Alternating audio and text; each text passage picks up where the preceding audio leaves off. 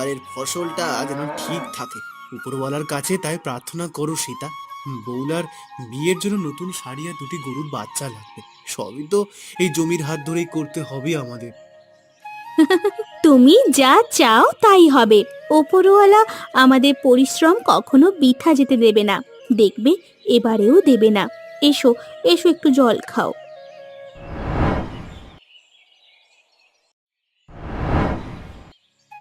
দেখো, এ জমিতে ফলানো আমাদের কষ্টের ফসলই মিষ্টি লাগে বেশি। হ্যাঁ, পরিশ্রমের পরেই এই যে শান্তি, এটাই তো আমাদের সম্পদ। এবারের বাঁধটা তো মজবুত করা হয়েছে পঞ্চায়েতের তরফ থেকে, তাই বন্যা আসার সম্ভাবনা কম। হুম, রেণুকা দিদি তো প্রতিশ্রুতি দিয়েছেন এবার বন্যা আসবে না। চলো আরেকটা চাষ করে তারপর বাড়ি গিয়ে দুপুরের খাবার খাবো। ওইদিকে দেখো তো, নদীর জল যে বেশ ফুলে উঠেছে। কিছু হবে না, বাঁধ তো আছেই। এটা শুধু বর্ষার জল আর জোয়ারের জন্য হচ্ছে। আর আর ওই যে বাঁধ, হায় হায়, বাঁধ ভাঙছে, হায় হায়, বাঁধ ভেঙে গেছে। শিগগির ছাদের সিঁড়ি বেয়ে উপরে ওঠো, মই লাগানো আছে, মই বেয়ে উঠে যাও, নিচে থেকো না।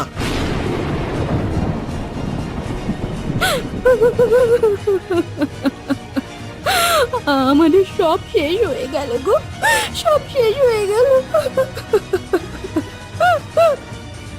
না, আমাদের জানতেই হবে বাঁধের টাকায় কি করলো ওরা। বাঁধ যদি ভালো হবে তবে এত দ্রুত ভাঙলো কি করে?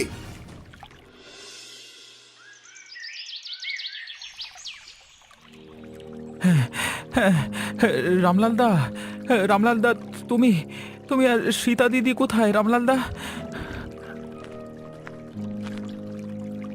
ও রাজেন, সীতা পাশের বাড়িতে আছে, কোনো মতে বেঁচে আছি আমরা। কিন্তু এটাই কি বেঁচে থাকা? দেখো, আমার সব সম্বল শেষ হয়ে গেছে, চারিদিকে শুধু এই কাদা। আরে ভাঙা লাঙল দেখে অসম্ভব কষ্ট হচ্ছে। শুধু আপনার না দাদা, পুরো নিচু পাড়া তলিয়ে গেছে, কিন্তু ও পাড়ার দিকে এক ফোঁটাও জল যায়নি। এ রেণুকার বাড়ি তো দূরে, তার নতুন বাঁধের জোরেই জল শুধু আমাদের দিকে মোড় নিল।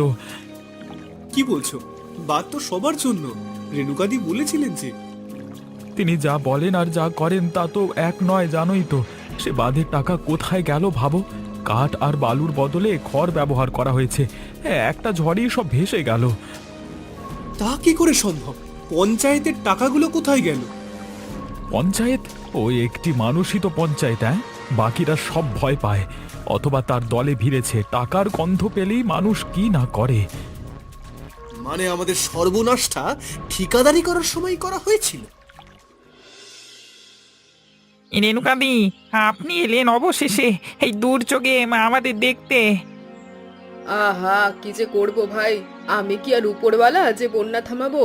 সরকারি সাহায্যের জন্য আমি দিন রাত চেষ্টা করছি, কিন্তু তোমরা তো জানোই সরকারি ব্যাপার স্যাপারে অনেক সময় লাগে। দিদি, আপনি এসেছেন, এটাই আমাদের সৌভাগ্য। আমাদের ঘরে চাল ফুরিয়েছে, এই যে ভিক্ষা করে চাল পেয়েছি একটু, তাতেই আজ রান্না করব। আপনার পায়ের ধুলো পড়লে সেই ভাতই পূর্ণ হবে।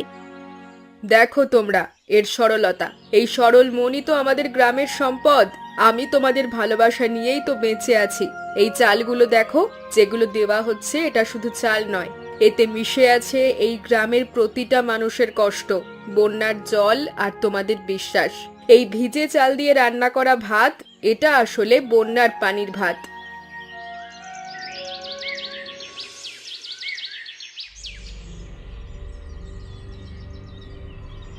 দিদি, আপনি ডেকেছেন? নতুন বাঁধের জন্য পাথর সরবরাহের দরপত্র ঠিক করতে গেছিলাম। দরপত্র আতেন নাকি তুমি? শোনো আগে, কাল ওই গরিব ভিখিরিরা আমাকে কি খাওয়াতে চেয়েছিল জানো? কে? কে? মিষ্টি নাকি? হ্যাঁ, বন্যার জলের ভাত। আমার সামনেই নাম দিল তার বন্যার পানির ভাত বলে আমায় উপহাস করে। সীতা ওর ওই সরল ভাব দেখিয়ে আমাকে উপহাস করলো গ্রামের লোকজনের সামনে। ওই ভিজে চালের মুঠোয় যেন আমার সব দুর্নীতি ফাঁস করে দেবে। ও ওটা তো শুভেচ্ছা ছিল দিদি, ওরা তো অত কিছু বোঝে না। না বোঝার জন্যই তো সমস্যা। আজ বন্যার জলের ভাত বলছে, কাল বলবে বাঁধের টাকা পকেটে। ওই রামলালের মুখে এখন হাঁ করা দেখছো না? রাজেনটা সবার মনে বিষ ঢালছে। এটা থামাতে হবে, যে করেই হোক। কি কি করবেন? কিছু না, তুমি আর বিনোদ যাও, রামলালকে বোঝাও যে তার ক্ষতি হতে পারে। বন্যার পরে তো রোগ ব্যাধি লেগেই থাকে, তাই ওদের সাবধান করে দাও।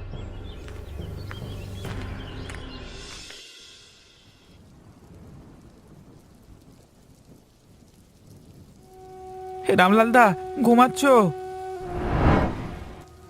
না, চোখে ঘুম আসছে না রে। এই সিমেন্টের টুকরোটা দেখ, বাঁধে থেকে ভেসে এসেছে আমার ঘরের দোরগোড়ায়। ঠিক বলেছে। আরে এটাই তো প্রমাণ। দেখো দাদা, আসল সিমেন্ট হলে বন্যার জলে এত সহজে ভাঙে না, কিন্তু এটার ভেতর দেখো খড় আর বালু শুধু। হায় রে, ওদের এত সাহস! টাকার জন্য মানুষের জীবন নিয়ে খেলা করে। সাহস না দাদা, লোভ।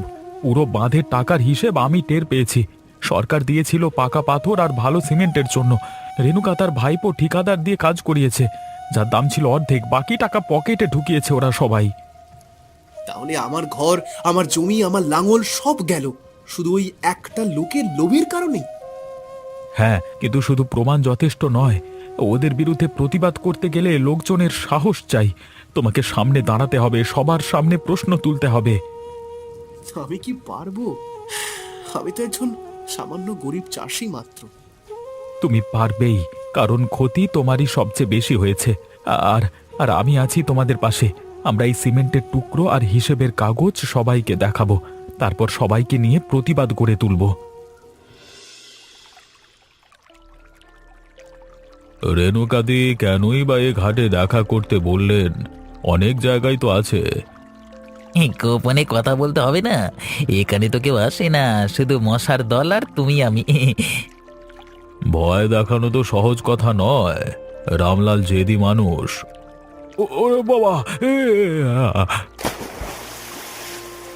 ও গোবরদা, নদীতে স্নান করতে নেমেছো নাকি এখন? আরে আরে, এটা তো ঘাট। আরে বাবা, স্নান ঘর না। আরে ওদিকে যাও, ওদিকে যাও। এই বাবা, শালা, ব্যথায় আমার শরীর ভারী হয়ে যাচ্ছে। ওটা যাচ্ছে না, এত পিচ্ছিল রে। তুই সাহায্য না করে শুধু দাঁত, মানে আর কি বললাম না, মুখ দিয়ে বেরিয়ে যাচ্ছে।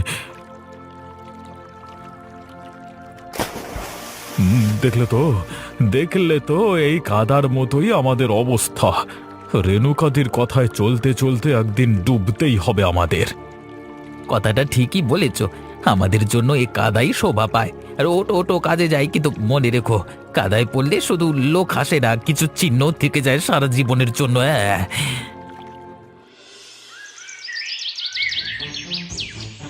গোবর কোথায়? তোমাদের দুজনকেই ডেকেছিলাম তো।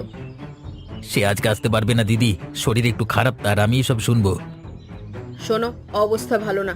রাজেন কিন্তু অনেক কিছুই জানে, আর রামলালের চোখে মুখেও এখন দেখি সংশয়। এদের চুপ করাতে হবে, যে করেই হোক। চুপ করানোর মানে? ভয় দেখানোর কথা তো আগেই বলেছি। এখন সময় এসেছে প্রমাণগুলো নষ্ট করার। রাজেন যে কাগজপত্র জড়ো করেছে সেগুলো আমার চাই। আর রামলালকে বোঝাতে হবে যে যদি সে চুপ করে থাকে তাহলে তার নতুন ঘর তোলার জন্য পঞ্চায়েত সাহায্য করবে। না হলে বন্যার পর নানান বেমারি দেখা যায়, তাতে সে মরবে। বুঝেছি, প্রমাণ নষ্ট করা আর প্রলোভন দেওয়া, তাই তো? ঠিক। তুমি গোবরের চেয়ে বুদ্ধিমান বেশি। কাজটা তুমিই করো। মনে রেখো, এটা আমাদের সবার জন্যই ভালো। কাজ শেষ হলে নতুন বাঁধের ঠিকাদারির অংশ তুমিও পাবে এক ভাগ। যেভাবে বলছেন আমি চেষ্টা করব।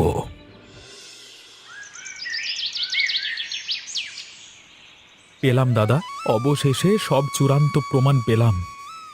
কি পেয়েছো? বলো রাজেন, কি হয়েছে? রেণুকার ভাইপো যে ঠিকাদার, তার এক কর্মচারী ছিল।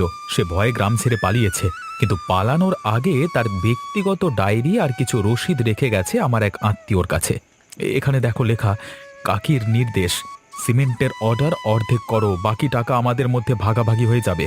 আর এই রসিদ একেবারে আসল দামের, কিন্তু পঞ্চায়েতের বইয়ে দাম দেওয়া এর 3 গুণ। বাপরে, এত বড় দুঃসাহস! তাহলে শুধু আমার নয়, পুরো নিচু পাড়ার সর্বনাশ করেছে ওরা ওই টাকা ঝেড়ে। আমাদের জীবন শেষ হয়ে গেল মাত্র কয়েকটা নোটের বিনিময়ে। হ্যাঁ দাদা, এখন শুধু প্রমাণ জমা দেওয়া নয়, গ্রামের লোকেরা যেন স্পষ্ট বুঝতে পারে তাদের কিসের বিনিময়ে কি হারাতে হয়েছে। আপনাদের দুজনকেই এগিয়ে আসতে হবে সামনে। হ্যাঁ, এবার আমাদের কথা বলতেই হবে। আমার স্বামী সামনে দাঁড়াবেন, আমি পিছনে থাকবো। গ্রামের মেয়েদের এক জায়গা করার চেষ্টা করব আমি। কাল সকালে পঞ্চায়েত ভবনের সামনেই সবাইকে ডাকো রাজেন। আমার সকল ভাই বোনেরা, তোমাদের কষ্টের প্রতি সমবেদনা জানাই। সরকারি সাহায্য পেতে আমি দিনরাত পরিশ্রম করে চলেছি, তোমরা আমার পাশে থেকো। রেণুকাদি, একটা প্রশ্নের জবাব দিন, বাঁধ ভাঙলো কি করে? কি যে বলো রামলাল, বন্যার জলে তো বাঁধ ভাঙবেই, এটা তো প্রকৃতির নিয়ম। এই দেখুন, এই টুকরো রামলালদার বাড়িতে ভেসে এসেছিল, যেটা বাঁধের। এই সিমেন্টে খড় ভরা শুধু, তার মানে এই বন্যা প্রাকৃতিক নিয়মে নয়, চুরির নিয়মে হয়েছে। এটা মিথ্যে অভিযোগ, এরা দুর্নীতির গুজব ছড়াচ্ছে আমার নামে। গুজব নয় দিদি, এটাই সত্যি। আপনি তো আমাদের বন্যার জলের ভাত খেতে দিয়েছিলেন। আসলে সেই ভাত রান্না হয়েছিল বাঁধের ঝাড়া টাকার আগুনে, আর আমাদের ঘর জমি পুড়েছে সেই আগুনে। আমাদের জবাব দাও, আমাদের জবাব দাও, টাকার হিসেব দাও, আমাদের হিসেব জবাব দিতেই দাও, হবে, বাঁধের- হিসেব দাও। আমাদের সরলতার সুযোগ নিয়ে ওরা নিজেদের স্বার্থ গুছিয়েছে। আজ আমাদের জাগতে হবে, আমাদের এই ক্ষতির হিসাব চাই।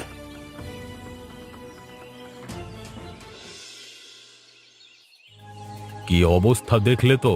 সকালে কি হলো দেখে আশা করি বুঝতে পারছো। পুরো গ্রাম আমাদের বিরুদ্ধে চলে গেছে এখন।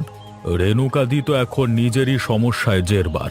সে নিজেকে বাঁচাতে পারবে কিনা ঠিক নেই, আর আমাদের কি হবে বলো তো? আমাদের আমাদের কি হবে সেটা আমরা নিজেরাই ঠিক করব। কি বলতে চাও? রেণুকাদি তো আমাদের রক্ষা করবে প্রতিশ্রুতি দিয়েছে। সে নতুন বাঁধের কাজের লোভ দেখিয়েছে আমাদের। লোভ? গোবরদা, তুমি এখনো সে কাদায় আটকে আছো যে কাদায় কাল পড়েছিলে। আর এই রেণুকাদি ডুবে যাচ্ছে, যে নৌকা ডুবতে বসেছে তাতে চেপে থাকলে আমরাও ডুববো। তাহলে কি করব? পুলিশ আমাদেরও তাহলে ধরবে তো? এই পুলিশের হাতে পড়বার আগে আমাদের নিজেদের কিছু করা উচিত। মনে আছে সে ফাইলটা যেটা কালকে কাদায় পড়েছিল? তাতে শুধু বাঁধের নথি ছিল না, রেণুকাদির আরো কিছু গোপন হিসেবে নোট আমি তাতে রেখে দিয়েছিলাম। কি, তুমি তার বিরুদ্ধে প্রমাণ জমা রেখেছো? নিজের নিরাপত্তার জন্য এখন সময় এসেছে সেটা কাজে লাগানোর। আমরা যদি আগে থেকেই সাহায্য করবার ইচ্ছা দেখাই, রাজেন আর রামলালের পক্ষে সাক্ষ্য দিই, তাহলে হয়তো আমাদের কথাটা কিছুটা মেনে নেবে গ্রামবাসীরা। কিন্তু রেণুকাদি? রেণুকাদি শেষ। এখন প্রশ্ন হলো, আমাদের শেষ হবে নাকি আমরা নতুন শুরু করব? তোমরা কি সিনেমা দেখে এসেছো নাকি? হ্যাঁ, ভাঙা সিমেন্ট, ওটা তো বন্যার পরে যে কোনো জায়গা থেকে আসতে পারে। আমার বিরুদ্ধে এত বড় অপবাদ দিতে লজ্জা করে না? শুধু সিমেন্ট নয় দিদি, এটা দেখুন, আপনার ভাইপো ঠিকাদারের এক কর্মচারীর ডায়েরি দেখুন। আর এগুলো আসল এবং জাল বিলের কপি। সরকারি তহবিল থেকে যে টাকা বাঁধের জন্য বরাদ্দ ছিল তার 1/3 খরচ হয়েছে মাত্র। এই টাকায় আমার পুরো ঘর বানানো যেত, শুধু আমার না, 10টি ঘর বানানো যেত। আমিও কিছু কথা বলতে চাই। রেণুকাদি আমাদের দিয়ে রামলালদাকে ভয় দেখাতে আর সব প্রমাণ চুরি করতে বলেছিলেন। আমি তা করিনি, বরং তার কাছ থেকে পাওয়া আরো কিছু কাগজ আমি সংরক্ষণ করেছি। এই যো, এতে অন্য কিছু প্রকল্পের অপচয়ের হিসেব আছে, সব আছে, সব আছে। বিশ্বাসঘাতক কুত্তার বাচ্চা, আমি তোকে শেষ করে ফেলবো। আপনার ভাষায় এখন আর কোনো জোর নেই রেণুকাদি। ডায়েরি, বিল, সাক্ষী সব আছে। আপনি শেষ। রেণুকা, আমরা তোমাকে বিশ্বাস করতাম, কিন্তু এই প্রমাণের সামনে আমাদের চোখ কান বন্ধ রাখবার উপায় নেই। পঞ্চায়েত হিসেবে আমাদের দায়িত্ব হলো এই সব কাগজপত্র দিয়ে উঁচু কর্তৃপক্ষের কাছে যাওয়া। তুমি এখন এ পদ থেকে সাময়িক বরখাস্ত থাকো। কি হলো ভেতরে? রেণুকা কোথায়? শান্ত হও ভাইরা, পঞ্চায়েতের বয়োজ্যেষ্ঠরা সিদ্ধান্ত নিয়েছেন, সব প্রমাণ উঁচু কর্তৃপক্ষের কাছে যাবে। রেণুকাদি এখন এই পদে আর নেই। শুধু পদচ্যুত হলে হবে? আমাদের ঘর বাড়ি সব গেছে, আমাদের ফসল গেছে, তার বিচার কি হবে? হ্যাঁ, আমাদের সব কিছু গেছে, কিন্তু আজ আমরা সত্যিই জিতেছি। আর শুধু রেণুকাদিই নয়, যারা তার সহযোগী ছিল তারাও আজ আমাদের সামনে দাঁড়িয়েছে। তারা নিজেদের ভুল নিজেরা স্বীকার করেছে। এদের শাস্তিও হবে, কিন্তু আজকের সবচেয়ে বড় জয় হলো আমরা ভয় কাটিয়ে উঠেছি। আমরা আর কাউকে অন্ধভাবে বিশ্বাস করব না। আমাদের অধিকার আমাদের নিজেদেরই বুঝে নিতে হবে। আমরা আজ থেকে নতুন করে শুরু করব, কিন্তু এই শুরুটা হবে সত্য নিয়ে, বিশ্বাস নিয়ে। এবার আমরা নিজেরাই আমাদের বাঁধ করব, আমাদের ঘর তুলব।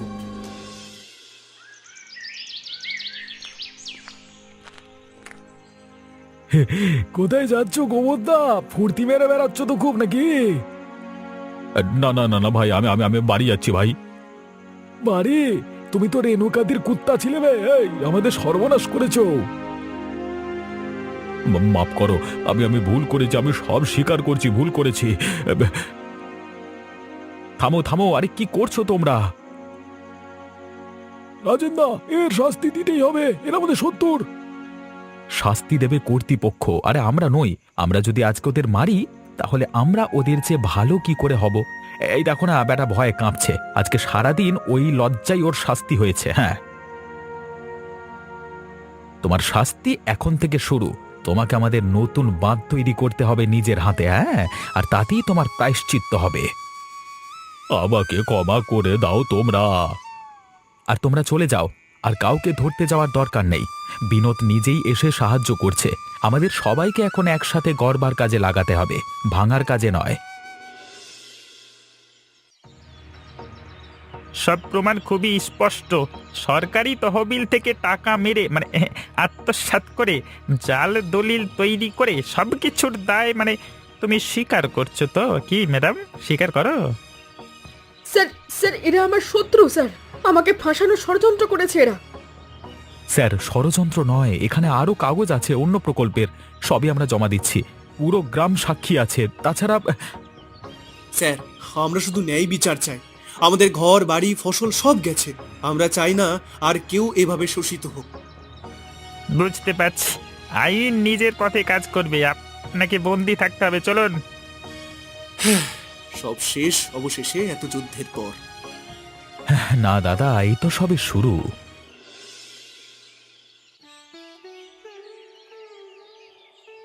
এবারের বাঁধ হবে আমাদের নিজেদের তদারকিতে। প্রতিটা ইট, প্রতিটা ব্যাগ সিমেন্টের হিসেব সবাই জানবে। হ্যাঁ, আমাদের নিজেদের পরিশ্রমে গড়া জিনিসই সবচেয়ে মজবুত থাকে। আগে যেখানে ভাঙা বাঁধ ছিল, সেখানে আজ নতুন ভিত গড়া হচ্ছে। এটাই তো জীবন। আমিও নতুন উৎসাহে ভালো কাজ করে আনন্দ পাচ্ছি জীবনে প্রথমবার। আমার খুব ভালো লাগছে, পোঁদে ভয়ও আছে আর কি।